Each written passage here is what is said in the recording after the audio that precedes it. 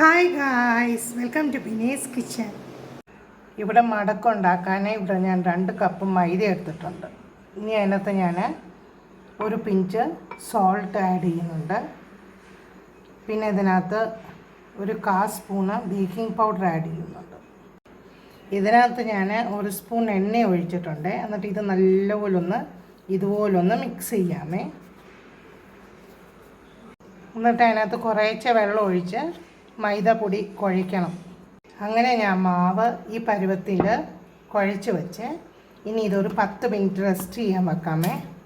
അപ്പോഴത്തേക്ക് നമുക്ക് പഞ്ചസാരപ്പാനി ഉണ്ടാക്കാം. ഇവിടെ ഞാൻ പഞ്ചസാരപ്പാനി ഉണ്ടാക്കുവാണേ.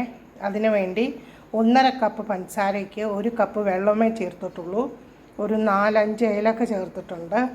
പിന്നെ അതിനകത്തൊരു 2 ഡ്രോപ്പ് ലെമൺ ജ്യൂസ് ഒഴിക്കുന്നുണ്ട്. ഇങ്ങനെ ഞാൻ 6 ബോൾസ് ഉണ്ടാക്കി വെച്ചിട്ടുണ്ട്. ഇനി ഞാൻ ഇതൊന്ന് പരത്താൻ പോവുകയാണ്. ആദ്യത്തെ ചപ്പാത്തി പോലെ ഞാൻ പരത്തിയിട്ടുണ്ട്.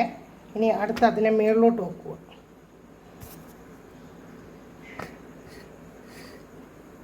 നമ്മളത് ഇടുമ്പോൾ അതിന് മേലിൽ മൈദപ്പൊടി ഇടണേ.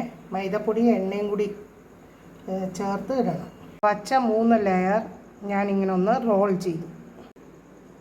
എന്നിട്ട് ഞാൻ ഇങ്ങനെ കട്ട് ചെയ്ത് വിടുവാങ്ങേ. ഇതിങ്ങനെ വെച്ച് ഞാൻ ഇങ്ങനെ ഒന്ന്. ഇനി ഞാനിത് എണ്ണ ചൂടായിട്ടുണ്ട്, അതിനകത്തോട്ട് ഇടുവാങ്ങേ.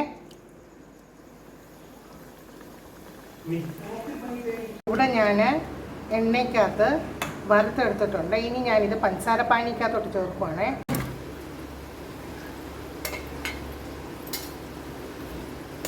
ഇതൊരു 5 മിനിറ്റ് അതിനകത്ത് ഇരിക്കട്ടെ. അങ്ങനെ ഞാൻ എല്ലാം പഞ്ചസാരപ്പാനിക്കകത്ത് ഇട്ടിരിക്കുകയാണ്. തിരിച്ചും മറിച്ചും ഒക്കെ ഇട്ട് കൊടുക്കണം, എന്നാലേ അകത്തോട്ട് പഞ്ചസാരപ്പാനി പിടിക്കത്തുള്ളൂ.